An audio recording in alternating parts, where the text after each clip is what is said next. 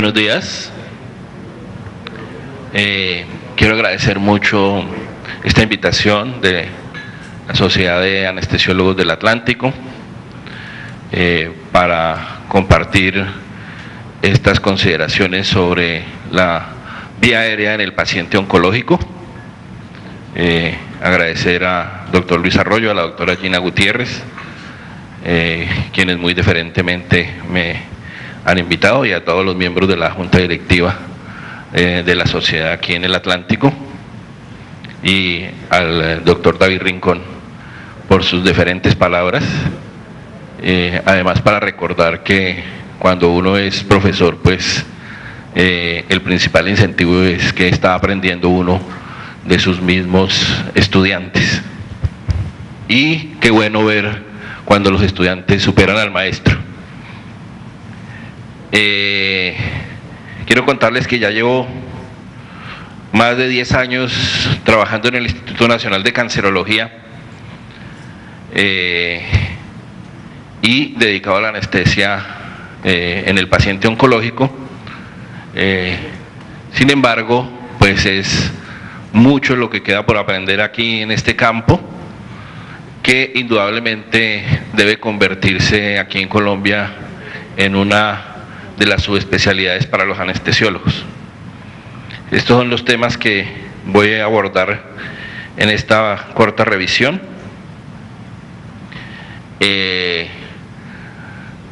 Indudablemente que no hay unas guías sobre cómo abordar la vía aérea en el paciente con cáncer. Por lo tanto, estoy haciendo una combinación entre algunas cosas que hemos visto en la práctica con las guías de valoración de la vía aérea difícil, de las cuales tenemos una reciente entrega por parte de la ASA.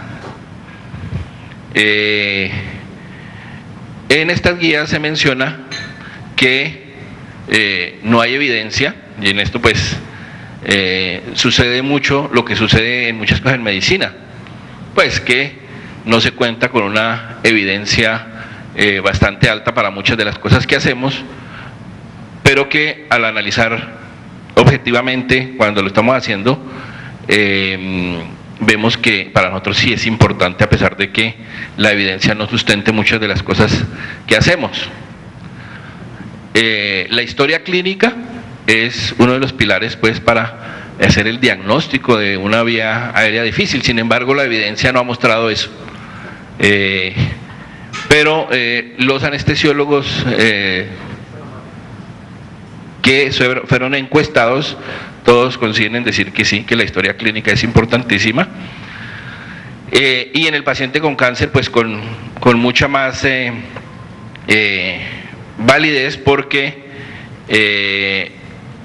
estos pacientes generalmente van a presentar alteraciones en la vía aérea que van a hacer que sean de un manejo difícil. Lo mismo sucede si el paciente ya tiene registros previos de que al abordar la vía aérea se ha encontrado dificultad. Sin embargo, en el cáncer vemos que las evoluciones son muy rápidas. Pacientes que se han sometido a una intervención anterior en el cual el acceso a la vía aérea fue fácil, ya cuando lo recibimos para una segunda o una tercera intervención, ya la vía aérea no es fácil. Y sucede como con esta paciente que está aquí, en la cual después de sucesivas intervenciones ya la vía aérea se tornó difícil. Esta paciente en particular, les muestro que el anestesiólogo encargado, viendo que era una paciente de difícil intubación por limitación en la apertura oral y dificultad para colocación de la máscara facial, decidió no suspenderle la ventilación espontánea a la paciente, le hizo una inducción inhalatoria y luego le hizo la intubación nasotraqueal a ciegas en forma exitosa, como se ve aquí en la fotografía. Ahí se puede observar que la paciente tiene una severa limitación para la apertura oral y se alcanzan a ver las múltiples cirugías anteriores, incluida una traqueostomía que tenía la paciente. Entonces, Eso quiere decir que con los pacientes de cáncer tenemos que no solamente remitirnos a la valoración, sino que hacer una valoración previa antes de cualquier procedimiento que se le piense hacer al paciente. Son múltiples las variables que pueden influir. Indudablemente que si el paciente presenta los tumores, las masas a nivel de cabeza y cuello, pues de por sí ya uno puede decir, este paciente lo vamos a meter en un protocolo de vía aérea difícil, por presentar ese riesgo de ventilación o de intubación difícil. Puede ser por alteraciones anatómicas o puede ser por condiciones que no se vean en un momento dado, pero que al entrar ya a hacer el manejo encuentra uno que el paciente presenta esta condición de vía aérea difícil. No solamente el tumor es el que va a influir en que el paciente sea de vía aérea difícil, sino que también los tratamientos, como ya miramos en esta paciente, la cirugía la fue convirtiendo en una vía aérea difícil, pero también la radioterapia. No solamente para la vía aérea, la radioterapia va cambiando la forma en que tenemos que acceder al paciente, sino que en todas las cirugías de los pacientes que han sido sometidos a radioterapia se van a presentar alteraciones. Si se le hizo radioterapia en pelvis, si se le hizo radioterapia en tórax, eso va a cambiar la forma en que vamos a abordar al paciente, porque indudablemente va a presentar alteraciones durante la inducción o durante el transoperatorio. En radioterapia se describe clásicamente que en las primeras semanas se presenta un periodo similar a una quemadura en donde se encuentra inflamación y edema de los tejidos. Si la radioterapia fue en cabeza y cuello, indudablemente que los tejidos faríngeos se van a encontrar bastante edematizados, ¿sí?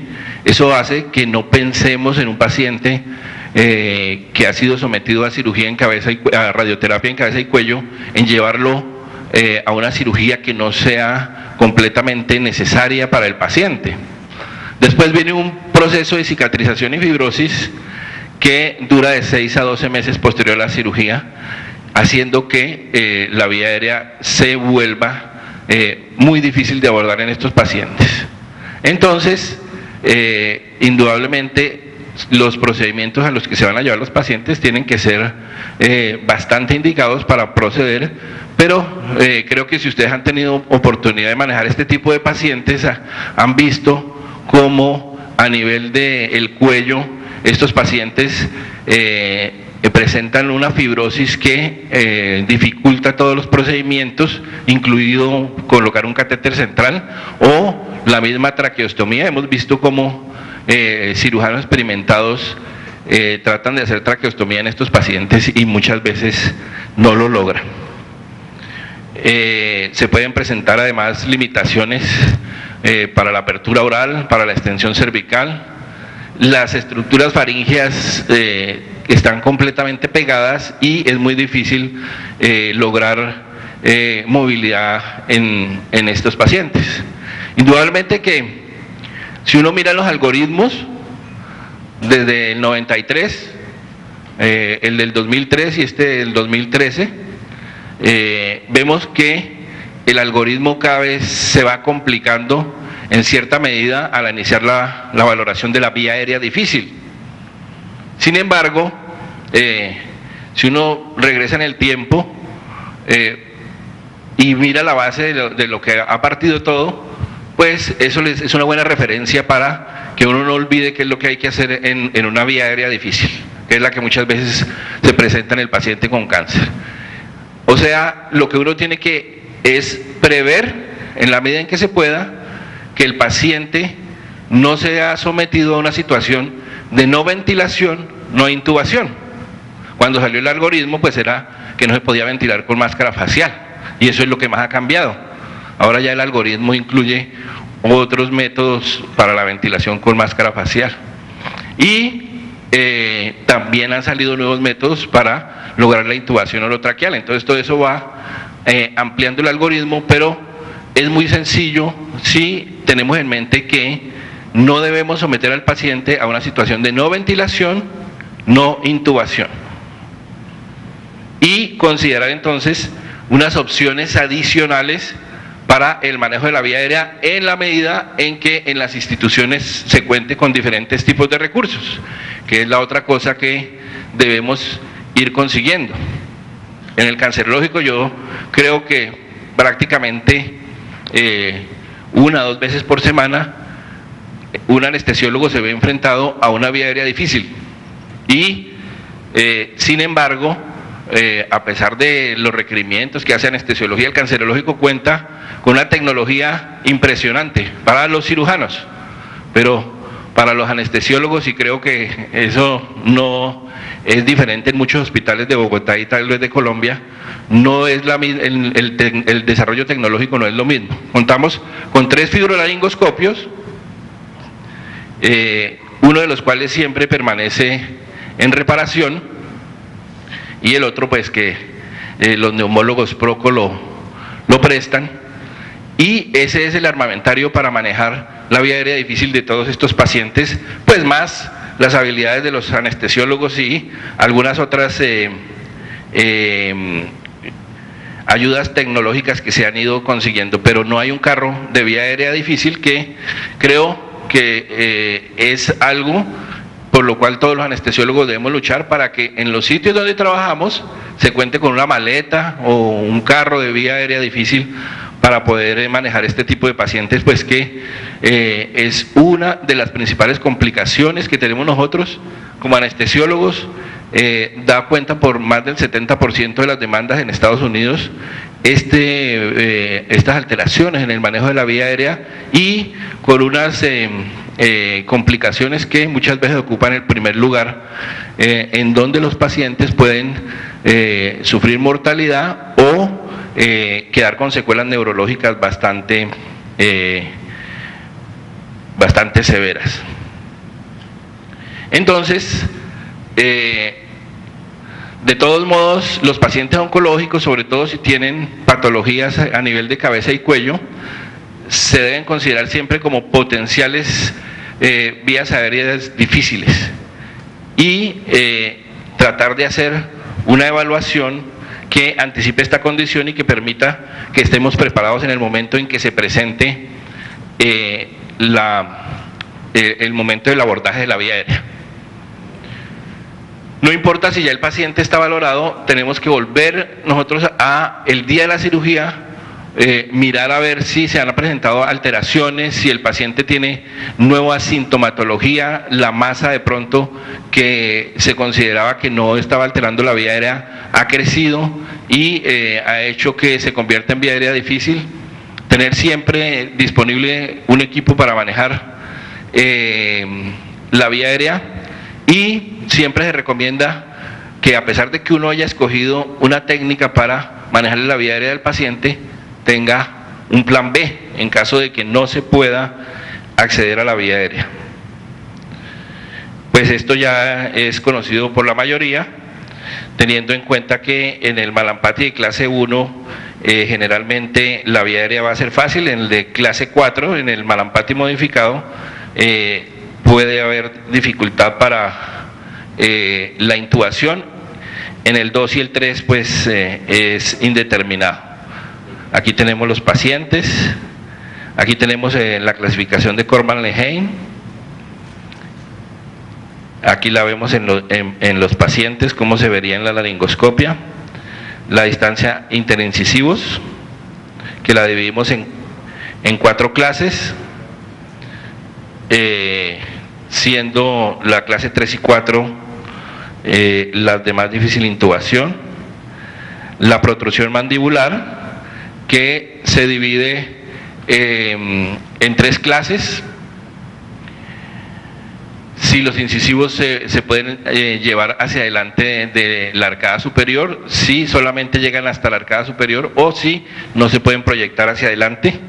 Esta medida pues la interpretaríamos como que va a ser difícil una laringoscopia directa tradicional, porque el laringoscopio, la hoja se pone ahí y debe rechazar la lengua. Entonces estos pacientes que no pueden hacer eso nos está hablando de que de pronto tiene alteración temporomandibular o que la mandíbula es muy corta y el paciente no va a ser posible hacer una correcta laringoscopia.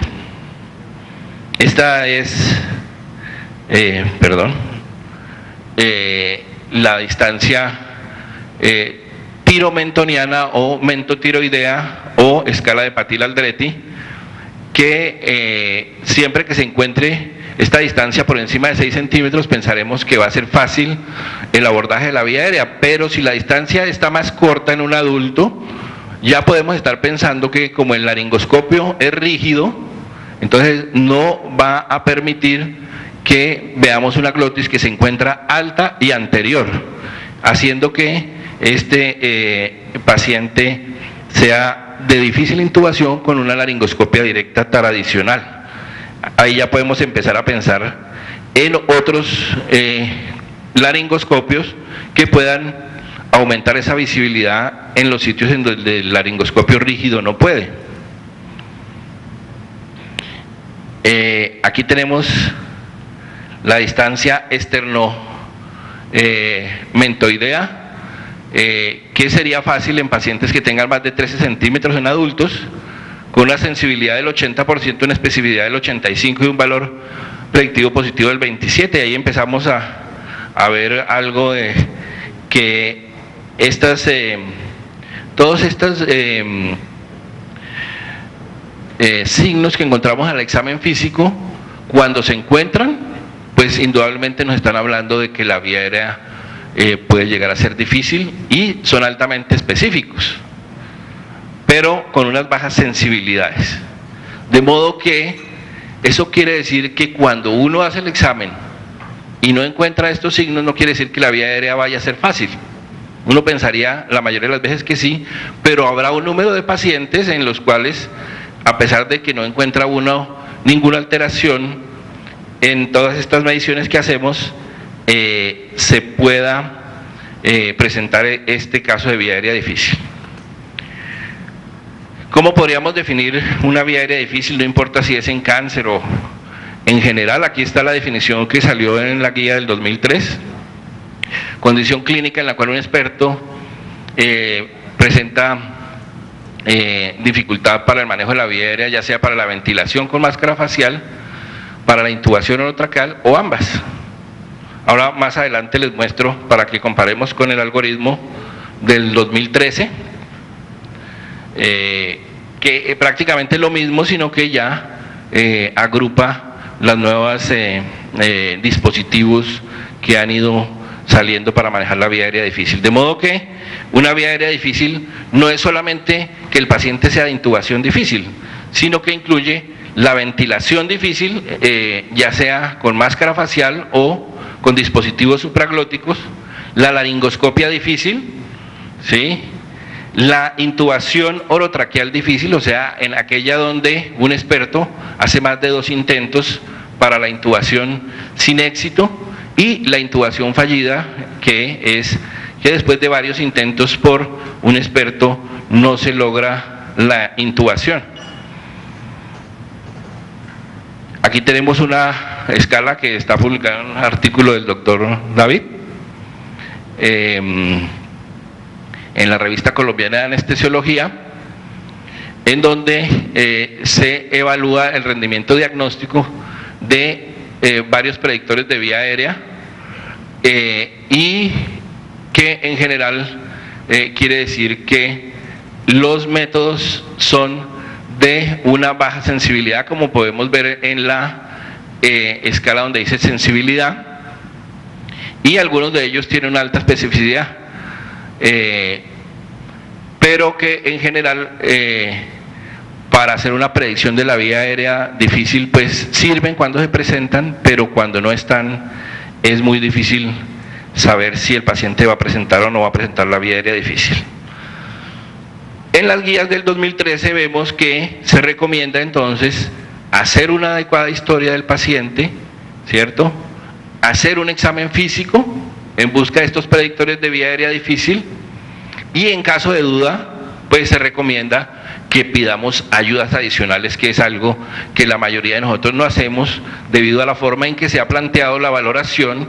Regresando al tema que trataba David, ya en la parte práctica pues vemos que todo esto está en la vida real dominado por lo que quieren las EPS, y es que cada vez se atiendan los pacientes más rápido. Entonces es sorprendente ver que precisamente ayer un anestesiólogo me decía: profe, ¿usted por qué no me ayuda aquí con esta paciente? Porque es que tengo 73 pacientes para ver esta tarde en valoración preanestésica.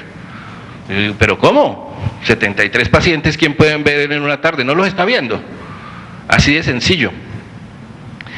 Entonces, si eso es así, pues decir que nosotros vamos a hacer una valoración adicional de la vía aérea y vamos a pedir estos exámenes y vamos a volver a citar al paciente, pues tocaría ponerlo en un marco de realidad bastante difícil. No sé si aquí en Barranquilla sea diferente, pero en Bogotá es así. ¿Qué podríamos hacer? Una laringoscopia indirecta o una fibro antes de llevar el paciente al día de la programación.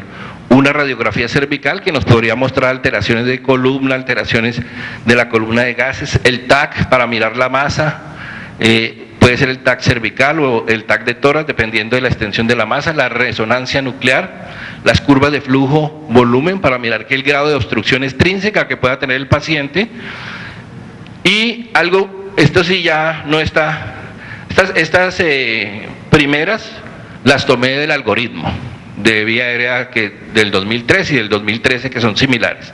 Y la última pues no está en el algoritmo, pero es algo que sabemos nosotros que todos los anestesiólogos hacen, y es, o deben hacer, y es que cuando se enfrentan a una vía aérea difícil, el paciente colabora, lo primero que hay que hacer, eso tampoco está en el algoritmo, pero creo que debe quedar claro que lo debemos hacer, es llevar el paciente a la sala de cirugía.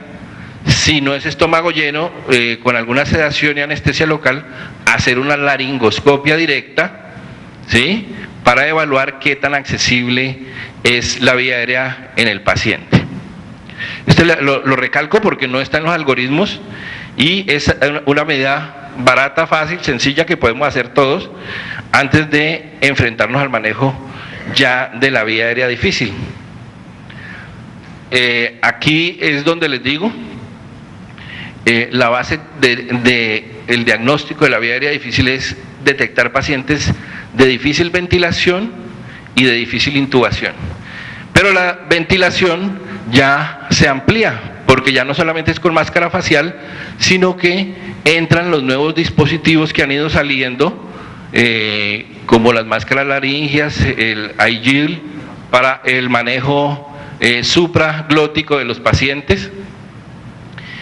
Y entonces uno ya pensaría que no solamente son pacientes que no se pueden ventilar con máscara, aclarando que hay unos criterios de ventilación con máscara difícil que los debemos mirar en los pacientes, ¿sí? Pacientes, dice la literatura que pacientes obesos, pacientes mayores de 55 años, pacientes sedéntulos, pacientes que tienen barba o que tienen alteraciones de masas a nivel de la cara, son pacientes de ventilación difíciles con máscara. Yo siempre recomiendo, con el paciente despierto, colocar la máscara facial y mirar si el paciente despierto es capaz de mover el balón. Si eso ocurre así, muy seguramente cuando hagamos la inducción vamos a ser capaces de ventilar el paciente con la máscara facial y mantenerlo durante un tiempo, cambiando así el algoritmo de la vía aérea de un paciente de no ventilación, no intubación, a un paciente de intubación difícil. Pero entonces hay que agregar si el dispositivo supraglótico no sella bien, si hay una fuga importante de gas durante la ventilación, si la resistencia a la entrada del gas está aumentada, si hay signos de ventilación inadecuada, si el paciente no mueve el tórax, la ausencia de sonido respiratorio, los signos de obstrucción severa, la cianosis, la entrada de gas al estómago, la ausencia de dióxido de carbono. Esto también nos habla de que antes de abordar la vía aérea debemos tener el paciente correctamente monitorizado, incluido la monitorización del CO2 y cambios hemodinámicos derivados de la hipoxemia y la hipercarbia. Ya entonces, ¿qué más podríamos hablar para pensar que el paciente no se puede ventilar? Que sea difícil poner el dispositivo supraglótico, y ahí ya el algoritmo se repite con la laringoscopia difícil, la intubación traqueal difícil, la intubación fallida, que estaba mencionado todo esto en el algoritmo del 2003, y la última, que la puse yo, no está en el algoritmo, y es la vía aérea quirúrgica difícil. ¿Sí? Porque muchas veces, y lo hemos visto ya varias veces en el Instituto Nacional de Cancerología, los pacientes tienen esas masas tan gigantescas que no se les puede hacer laringoscopia, no se les puede hacer fibro, y uno habla con el cirujano, como se mencionó en la valoración preanestésica.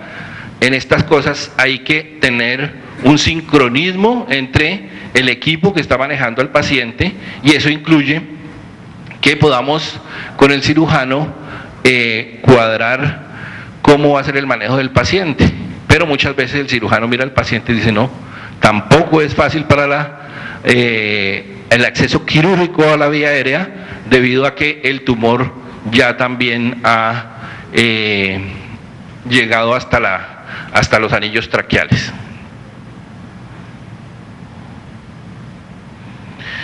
Entonces, ¿qué recomienda el algoritmo y qué debemos hacer en realidad? Ese es, primero, advertirle al paciente que es un paciente con riesgo para su manejo de la vía aérea.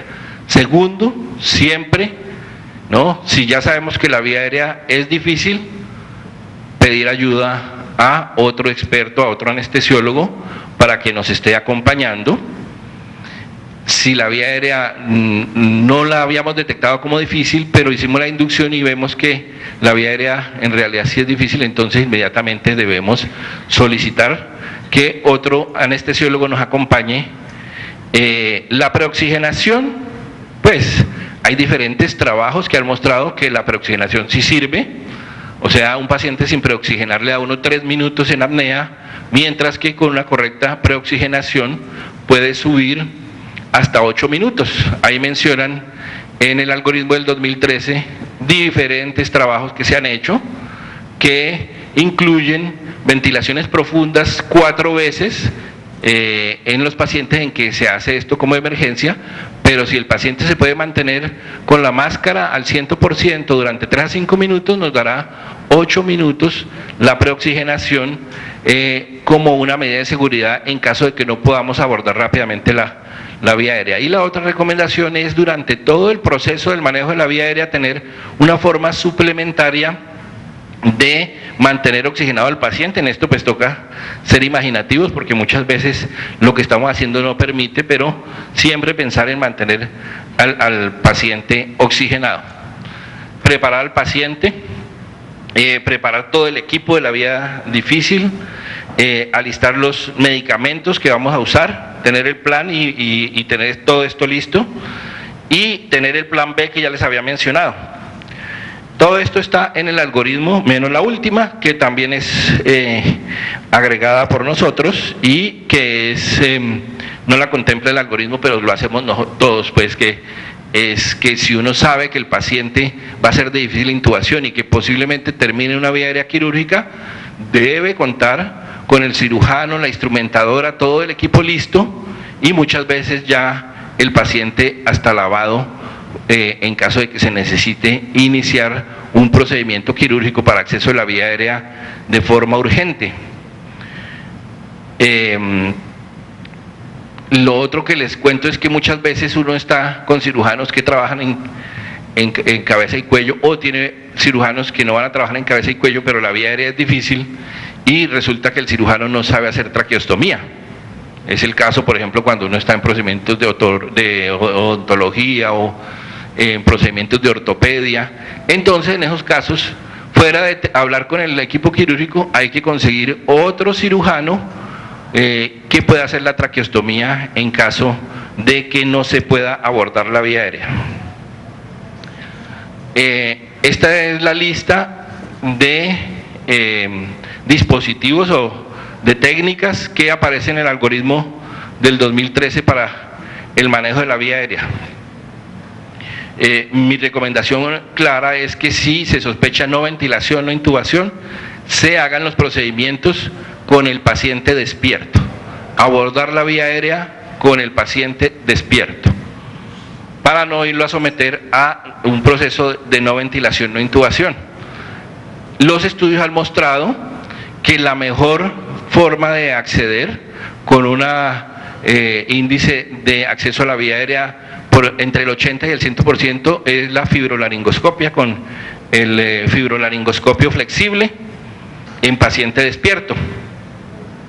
Sin embargo, pues hay otras técnicas que se pueden usar y también depende de la disponibilidad de fibrolaringoscopio que haya en la institución. Con el videolaringoscopio también, aunque la literatura es bastante contradictoria, hay metaanálisis que muestran que es más fácil intubar con el videolaringoscopio que con el fibrolaringoscopio rígido. Se intuba más veces en un solo intento al usar el videolaringoscopio que con el laringoscopio rígido. Sin embargo, lo que anotan los investigadores es que estos estudios no se han hecho todos en pacientes con vía aérea difícil, que es donde en realidad cambia la situación. La intubación con estilete o con el intercambiador de tubos también tiene una eficacia por encima del 60% en pacientes con vía aérea difícil, según muestran estudios, pero estos estudios no son estudios aleatorizados doble ciegos, sino que ya estamos hablando de estudios observacionales, y también estos estudios han mostrado lesiones en la vía aérea al hacer estos procedimientos que se hacen con el paciente a ciegas. La otra cosa que se puede hacer, ya sea porque uno empezó el manejo y no sabía que la vía aérea era difícil, o porque no pudo realizar el procedimiento, es intentar colocar un dispositivo supraglótico como la máscara laringea. También las máscaras laringeas para intubación, como Fast Track y otros dispositivos que se han ideado para esto, han mostrado una alta eficacia para la intubación de los pacientes. Y el uso de laringoscopios rígidos también, sin una evidencia fuerte, pero que se puede recomendar, es el uso de laringoscopios rígidos como el laringoscopio ebular. El estilete luminoso también está recomendado con una eficacia por encima del 70% para lograr la vía aérea en pacientes de vía aérea difícil, con la salvedad de que ya cuando uno lo va a hacer en la práctica no es tan fácil como pareciera y que se pueden presentar lesiones en la vía aérea. En lo que sí hay consenso es en que la forma de saber si el paciente está intubado o no está intubado es la medición o la aparición del CO2 en la capnografía.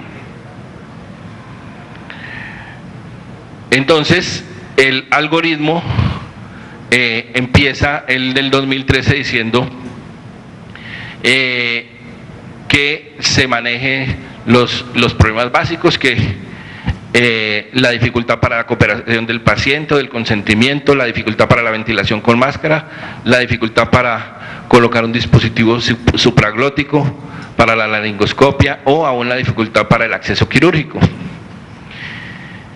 Aquí en esta parte el algoritmo vuelve a repetir algo que se había dicho en el del 2003, que está aquí en esta diapositiva, que después de hacer esa valoración, considerar si los procedimientos se pueden hacer en el paciente despierto o se puede realizar una inducción anestésica, si se puede usar una técnica invasiva o si es mejor conservar la respiración del paciente o hacer una ventilación controlada. Si se decide la intubación con el paciente despierto, entonces se recomienda seguir este algoritmo, ¿sí?, que es en caso de que no sea exitoso, posponer el procedimiento, considerar otras opciones o intentar el abordaje quirúrgico de la vía aérea. Por eso entonces toca tener listo todo el personal que va a intervenir en este procedimiento.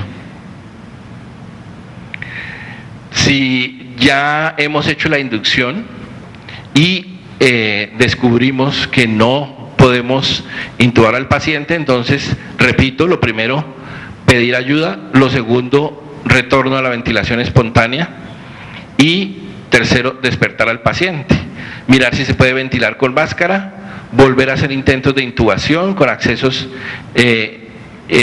no invasivos de la vía aérea, o pensar en accesos invasivos, o en últimas volver a despertar al paciente. Recordar que entre más intentos hagamos, cada vez va a ser más difícil la intubación del paciente. Y en últimas, siempre pensar en un acceso quirúrgico. No sé qué tan entrenados estén aquí, pero pues el único acceso quirúrgico que podemos pensar en Bogotá los anestesiólogos es hacer la punción en la membrana cricotiroidea con un yelco grueso y tratar de hacer una ventilación con el jet ventilation. Aquí tenemos la máscara laringea para recordar rápidamente que puede ser una medida en pacientes con intubación difícil, cuando uno ya ha intentado otras cosas. La máscara Fast Track, aquí en estas fotografías se ve cómo se está introduciendo la Fast Track en un cadáver.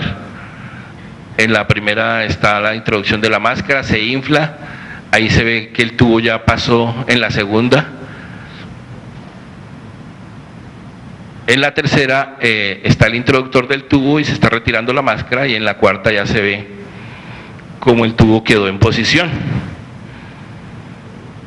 Indudablemente que se necesita entrenamiento para poder hacer todos estos procedimientos, porque ya cuando no es cadáver la cosa es más difícil. Con la máscara C-Track se ha mostrado que aumenta la eficiencia hasta por encima del 80%. Aquí tenemos el jet ventilation, que es una medida que puede ser salvadora en un momento, porque se puede poner en una cricotirotomía y lograr ventilar por lo menos al paciente, oxigenarlo sin que se pueda ventilar bien. Aquí tenemos, mire, aquí lo estamos empatando a un Cook, que es esta sonda. Este es un paciente del cancerológico con el cual quiero terminar esta presentación.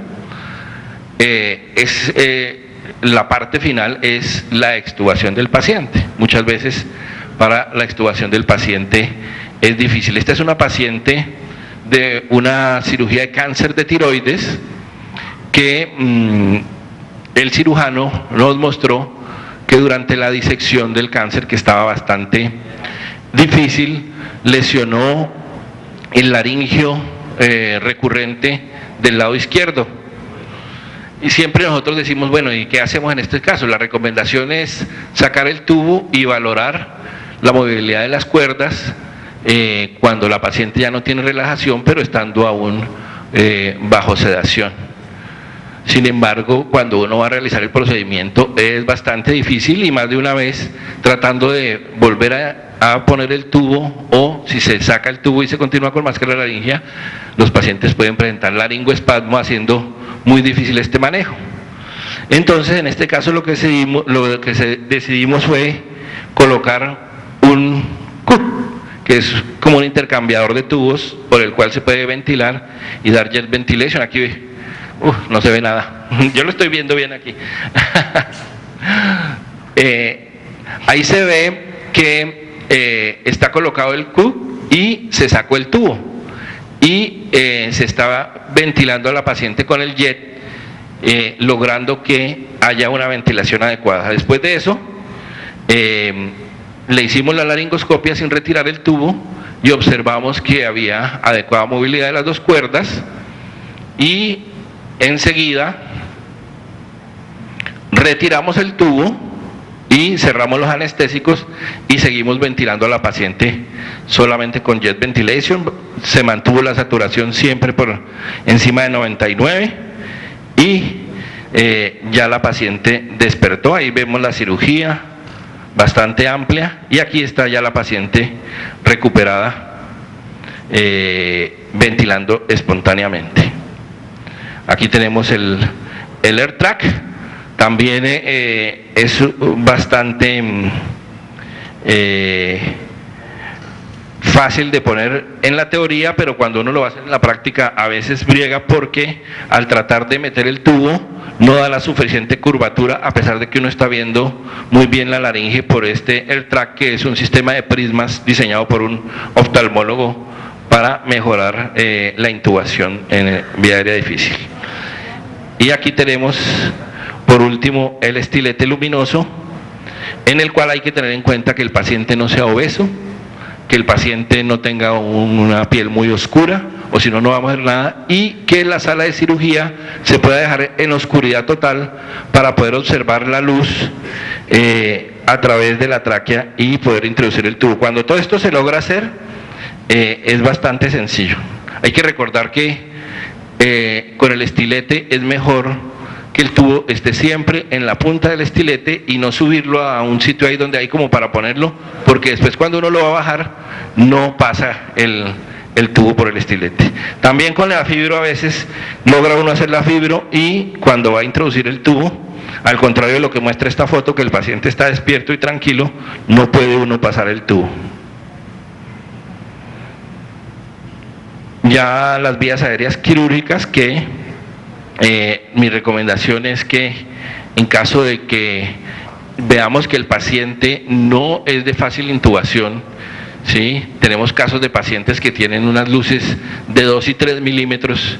En esos casos mi recomendación siempre es no tratar nosotros de hacer ningún procedimiento, de poner fibro, de poner algún tipo de tubo allí, porque lo que se va a producir es un edema y el paciente va a terminar cerrado en corto tiempo, dificultando después cualquier procedimiento, hasta el procedimiento quirúrgico. De este año ya tenemos un caso de un paciente que los neumólogos le hicieron trataron de abrir la luz quemando el tumor, y como no pudieron, entonces lo dejaron en recuperación, no le avisaron a nadie, y cuando fuimos a ver, el paciente estaba en una insuficiencia respiratoria y tocó hacer la traqueostomía de urgencia con anestesia local, y el paciente hizo paro. Afortunadamente todavía el paciente, con la ayuda de unos 5 anestesiólogos y 3 cirujanos, está vivo. Y este método, pues, que fue la primera forma que tuvimos de intubar por allá en los 900, principios de los 900, que es la intubación digital, que la ensayamos mucho en el cancerológico, pero que es bastante difícil. La recomiendo yo que la ensayen cuando los pacientes no tengan dientes en la arcada superior.